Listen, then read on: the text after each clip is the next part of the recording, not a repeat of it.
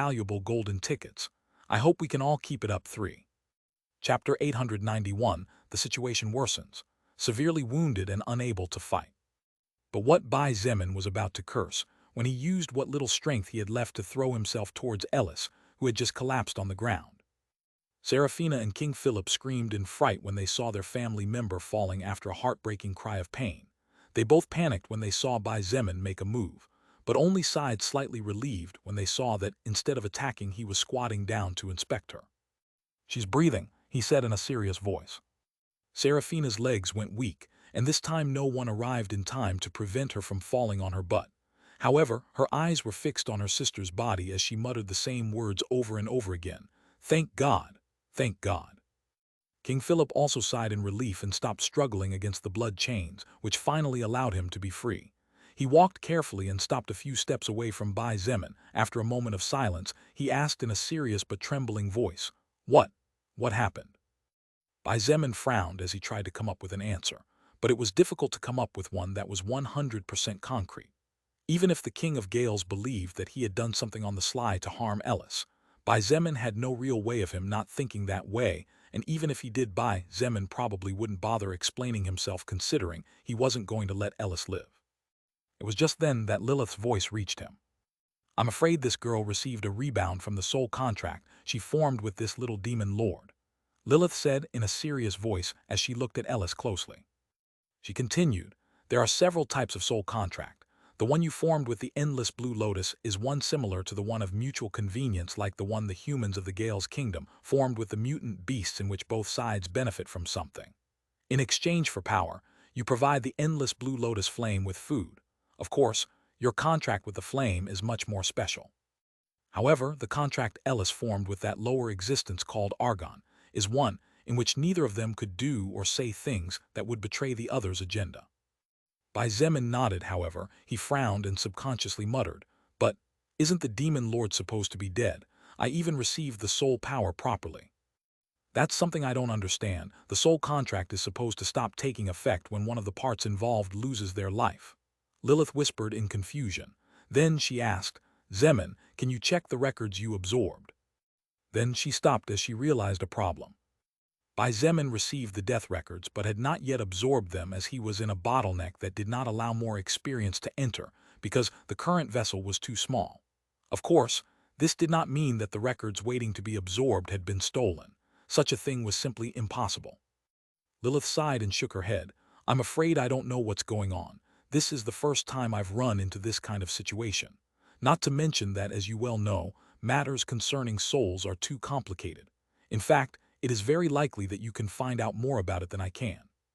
Actually, although Bai Zemin couldn't see things as clearly like Kali, thanks to soul manipulation he could somewhat sense souls weaker than his own. And Ella's soul was naturally weaker, so at this moment Bai Zemin could see that there was indeed some sort of seal on her soul. What a problem! Bai Zemin frowned tightly as he held Ellis close to him. She wasn't dead, but right now her consciousness was sealed, and not even the gods would be able to judge when she would open her eyes again, or if she would ever open them in the future. Lilith added, Zemin, although it is temporarily impossible to do anything about it, I think both you and I can judge that what this girl was going to say has something to do with the demon lord. If that wasn't the case, then the soul contract wouldn't have been triggered after all. Bai Zemin nodded, and was about to say something when his expression abruptly changed. Rumble! Everyone was startled when the atmosphere in the surroundings suddenly began to tremble, and for a second the soul evolvers present thought the dungeon was about to collapse. It was at that moment that Princess Scarlet of the Pixie race noticed out of the corner of her eye the demon general number 10, the weakest of all, and who apparently entered the ranks of generals to replace Belgos, waving his magic staff. Careful! By the time everyone realized that the trembling of the atmosphere was not due to the dungeon itself, but to someone releasing large amounts of mana to activate a skill, it was already too late. The demon general Zaganos had been under the care of only one-third order soul evolver after the death of the other soul evolver and subsequent betrayal of Ellis, so it was not difficult for him to take advantage of the situation where everyone present was dealing with the unusual events that occurred one after the other without giving time for their minds to clear. Just at that moment, the demon general Zaganos saw Bai Zemin, who was standing next to Ellis, disappear, but he didn't even have time to think of anything when his whole world turned black. BOOM! Bai Zemin withdrew his fist after turning the head of the demon general, whose level barely reached 139, into a pile of meat paste.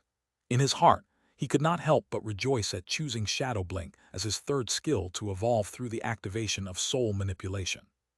It was thanks to Shadow Blink that he managed to avoid most of the damage he would have taken from the previous explosion, as he was now able to blink into shadows up to 500 meters away every 15 seconds. Unfortunately, Bai Zemin couldn't feel happy for too long, as something that took his breath away happened an instant after Zaganos' head exploded in a bloody mess. Boom, boom, boom, boom. One by one, the 6 remaining demon generals began to explode. A roar of pain and fury escaped from the wyvern of Purple Flame's mouth as his body began to swell, and after turning into a large ball exploded, causing a powerful explosion that sent several soul evolvers flying with wounds of varying scales. Coupling the words that Ellis had failed to finish saying with the strange situation, Bai Zemin began to feel a bad premonition in his heart, though he quickly charged towards the lifeless body of the demon lord and unhesitatingly stored the skill scroll without even looking at it in his storage ring, away from all enemy mana. However, just as he reached out his hand to touch the corpse, it swelled up and exploded powerfully, sending Bai Zemin flying backwards over 300 meters while he continuously spat blood. Bai Zemin rolled on the ground for another 100 meters, and when he finally managed to stop, he abruptly raised his head forward. Although he could no longer see anything, Bai Zemin was the possessor of the skill blood manipulation, so it was not difficult for him to know that the entire area had been covered by a blood mist that was actually the unification of the blood of all the demon generals and the wyvern of Purple Flame. Bai Zemin without hesitation in his heart activated blood manipulation and did not bother to reserve mana at all while trying to disperse the blood mist. However, he was very surprised to discover that it was strangely difficult, and before all the blood mist disappeared, all that Bai Zemin managed to eliminate was about 1/4 of the total. As for what had happened to that blood mist, it was a mystery. The only thing Bai Zemin was sure of was that it definitely hadn't left the dungeon to rebirth the demon lord somewhere else, as happened in several light novels with the villains. It was just that he didn't know what had happened or what would happen in the future. What was that? Princess Diana subconsciously moved closer to her mother as she stuttered those words. Queen Alois slowly stood up as she wiped the blood at the corner of her mouth and said in a deep voice, I have no idea, but I don't think it's good news. No one had absorbed the records of the demon generals or the wyvern of purple flame forget about obtaining skill scrolls or treasure orbs. It was difficult for them to comprehend the current situation. Bai Zemin slowly stood up, and although he was also somewhat anxious, he did not let it show in his expression.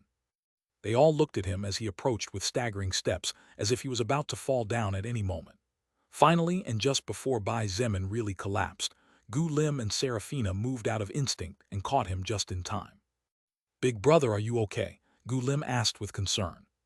He couldn't help but frown deeply when he saw Bai Zemin's current situation. Even Serafina was able to see and feel that the current Bai Zemin was not much different from a weak candle flame, staggering under the fierce winter weather of a snowy area. Bai Zemin smiled bitterly in his heart.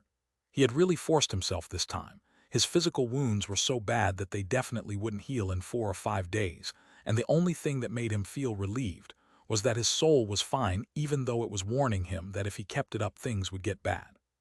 He said nothing, and instead used the last 400 mana points he had reserved for exactly this moment, and said quietly, "Blood, immortal radiance." A small layer of crimson light surrounded Bai Zemin's body, and under everyone's astonished eyes, his wounds suddenly began to heal far faster than before. Although his situation was far from good, at least he would not die from the wounds that riddled his body, and this was all thanks to blood immortal radiance multiplying the natural health stat x3, which made Bai Zemin could sigh slightly relieved. Even then, he knew that more problems would soon appear. He looked at Ellis, who was being held by King Philip, and a conflicted expression crossed his face. "Or hey, Bai Zemin, my sister, she." Serafina seemed to want to say something, but it was hard for her to find the right words, or maybe she felt she didn't have the qualifications to say what her heart was crying out for. King Philip looked at the pale face of her eldest daughter and said in a hoarse voice, "I know what my daughter did is unforgivable, but I cannot see her die. I am already a bad husband for not being able to protect my wife. I don't want to be a bad father too." The expression of struggle on Bai Zemin's face was getting stronger and stronger, not for King Philip or Serafina, as he was willing to be hated by both of them if he could fulfill the promise he made to the innocent cat who died because of someone else's selfish schemes. His fight was against himself, against that Bai Zemin who would not allow him to renege on his words. Besides, it was clear that Ellis had important information. Seeing his fight, Lilith thought that maybe she would be able to help him out of this difficult situation he was in. "Zemin, you promised Kat that you would help her get revenge, but you never promised that you would kill the culprits, did you?" she said in a low, soft voice, as tender as a mother whispering to her frightened baby. "Sometimes the worst revenge one can give to another is not death. Sometimes, living with remorse throughout one's life is far crueler. If you kill this brat named Ellis here, she won't even feel pain considering her current situation. However, if you let her live, she will wake up someday and will definitely prefer death by herself." Hearing his beloved's words, Bai Zemin was first surprised before sighing in relief in his heart. A self-critical smile appeared on his face as he muttered under his breath, "I know this is nothing but an excuse for myself, but still." Bai Zemin was not a perfect being. He too had his moments of weakness where he desperately needed to find his own escape route, not from a battle, but from himself and his self-imposed bindings. "Let Ellis live, at least for now," he said finally. "She seemed to have some important information regarding the demons and the strange phenomenon that just occurred, so at least until the day she wakes up, it would be best to keep her alive. Who knows if that information will save mankind from a future danger in which the demons may make their return." The king's face lit up, and Serafina let out a high-pitched cry that nearly deafened Bai Zemin. "Thank you, thank you," King Philip murmured with tears in his eyes and held on to the practically vegetable body of his eldest daughter. "Orc, I love you." Serafina didn't know what she was saying and directly kissed Bai Zemin on the face. Bai Zemin froze and Gu Lim coughed as he looked away. It was then that the second Princess of Gales realized what she had just said, and her blood pressure rose to the point where the world around her began to spiral. "And no, it's not what you think. I only said that now as a thank you, don't get your hopes up." She pointed at Bai Zemin and stepped back with her face as red as an apple. While Lilith laughed good-naturedly, Bai Zemin didn't know whether he should join her and laugh or cry right there. In the end, all he said was, "I didn't say anything." It turned out that in the end, Bai Zemin became Ellis Hope, the opposite of what she thought he would be. Sometimes, fate really was a bitch. At that moment, a large figure stepped forward,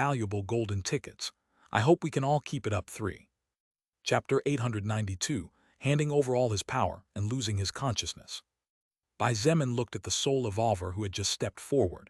His expression was unreadable as he calmly said, "Zilug, I don't think I'm understanding very well what you mean by those words." The giant jade orc towering into the sky with a height of 70 meters sighed and said in a heavy voice, "Zemin, let's not play dumb. We are all adults here even if the age gap is big. I think we are all capable of understanding how things work in this world." With great difficulty, Bai Zemin managed to move a little away from Gu Lim and Serafina. His steps faltered as he walked forward a meter or two before stopping. "So, what you're saying is that you want me to hand over the treasure that I obtained through my own efforts?" he asked calmly. "Don't put it that way." Zilug shook his head and remarked, "A demigod-grade treasure is something that has never been seen in the history of all our world. Therefore, it is only natural that the destined one should own it. I admit that you are stronger than all of us. Even Argon ended up dying at your hands. However, strength is sometimes not enough, and the fact that you are not in a position to protect the treasure is proof of that." Indeed, I agree with my companion's words. A giant tree about 200 meters high advanced, shaking the earth and taking root even under the lava. Several others advanced, all of them third-order soul evolvers. "Bai Zemin, quickly bring out the treasure so we can all discuss what to do next." "That is correct. Quickly bring out the demigod-grade treasure, and we will choose the owner in the way that is most correct." "HMPH, if you know what's good for you, then get the treasure out before things get rough." They all looked pretty wild and on the verge of losing their patience. In fact, the only reason they hadn't attacked Bai Zemin yet was probably partly because they had a bit of caution in their hearts, and partly because they didn't know if the demigod-grade treasure was bound to Bai Zemin in a way that even death couldn't break. "All of you?" Serafina's body began to tremble from anger as she saw that among those who had advanced there were even a lot of humans. There were many curses she wanted to say, but her education was too good for it, so in the end, she only managed to blurt out one word between her teeth: "Shameless." Gu Lim said nothing, but his action of tightly clenching both sabers while looking at everyone with a cold expression was probably enough to let everyone know where he stood in this battle that could break out in the next second. Of course, there were some soul evolvers who were still hesitating as to what to do next. For example, some of the kings of kingdom. Queen Alois of the Prowling Kingdom had a conflicted expression on her face. Although she was extremely fearful of Bai Zemin's power, the opportunity to obtain a demigod-grade treasure was something that only came once in a lifetime, not to mention the opportunity to take a treasure of such magnitude from the hands of an irregularity. However, the Queen of Prowling had her own pride that would not allow her to act so brazenly, and that was precisely why she was struggling over what decision to make. Seeing the look of struggle on her mother's face, Princess Diana sighed. She took her hand gently and whispered, "Mother, in the past, I let greed blind me for a moment, and that led me to make a decision that could have killed me and even put our entire kingdom in danger. I hope you did not forget that." Queen Alois's heart fluttered as she heard her daughter's words, and when she looked at the calm expression on Bai Zemin's partially disfigured face, her face turned even paler than it already was. "Let's go, let's support him," said the Queen of Prowling. She pulled her daughter's hand to stand behind Bai Zemin next to Gu Lim and the second Princess of Gales. Diana smiled and followed her in silence. "Father, you." Princess Bianca looked at her father, who seemed resolute in his posture to fight for the treasure. "Do not say more, Bianca." King Edward waved a hand and said in a firm voice, "I know what I am doing is cowardly, but sometimes life presents us with this kind of opportunity, and if we pass it up, we will regret it forever." "What are you going to do after the treasure is no longer in Bai Zemin's hands? Are you going to fight against everyone here? Do you really think you are powerful enough to be victorious against each and every third-order soul evolver present? Princess Bianca tried her best to stop her father from feuding over a treasure with a person she considered a friend. King Edward sighed and said softly as he looked at his daughter, Bianca, I know that Bai Zemin saved you and I am very grateful for that. However, this matter concerns not only the royal family of our kingdom but the kingdom itself. My position is not easy. You, Princess Bianca gritted her teeth as tears of anger and pain streamed down her face. It was hard for her to associate her father with the ungrateful, fraudulent person in front of her. Finally, she took a deep breath and nodded. Very well. Since you have made your choice, then I will make my own decision not as a princess of the Litera kingdom, but as a soul evolver. Bianca, what brat, what do you think you're doing? King Edward was surprised when he saw his daughter suddenly running to Bai Zemin's side and standing close to him. Bianca ignored him and closed her eyes to try to calm some of the pain she felt in her chest. Gu Lim looked at the princess of the Litera kingdom with an expression of gratitude but at the same time sadness. The choice she had just taken was a very hard one. Many would surely collapse. The king of the pixie race looked at the scene with an indifferent expression before waving his hand and calmly ordering, Let's go. That Bai Zemin kid saved Scarlet before. It's time to return the favor. None of the pixies hesitated, and Princess Scarlet nodded. They all followed the king with no intention of fighting against Bai Zemin. At the end of the day, the pixie race was a close-knit race that would do anything for any of its members, and at the same time, they knew how to repay the favors others did for one of their own, not to mention that the one Bai Zemin saved was the next queen of the pixie race. Bai Zemin looked at all the evolvers behind him. There were several, and although he could only see their fuzzy silhouettes, he managed to identify their identities roughly by their souls and records. King Philip, King Felix, Queen Alois, Gu Lim, Serafina, Bianca, Diana, Evans, Scarlet, the soul evolvers of the pixie race, and 3 other third-order soul evolvers whose names Bai Zemin never tried to remember but definitely wouldn't forget after this day. He nodded to himself before turning to look at those who had decided to become his enemies. His enemies were many more than his allies, even though there were 3 kings of kingdom and a queen of kingdom, as well as Gu Lim who could compare to a demon general with his high-tech armor. It was far from enough to stand up to over 100 third-order soul evolvers, among which there were several whose strength was comparable to that of a king of kingdom or demon general. Are you all sure you want to turn into my enemies? His voice was calm, neither too high nor too low. He said slowly, I, Bai Zemin, am not a butcher, but I definitely do not spare anyone who gets on my path. All those who want to keep me away from my loved ones will be purged no matter what. Keep that in mind before you decide.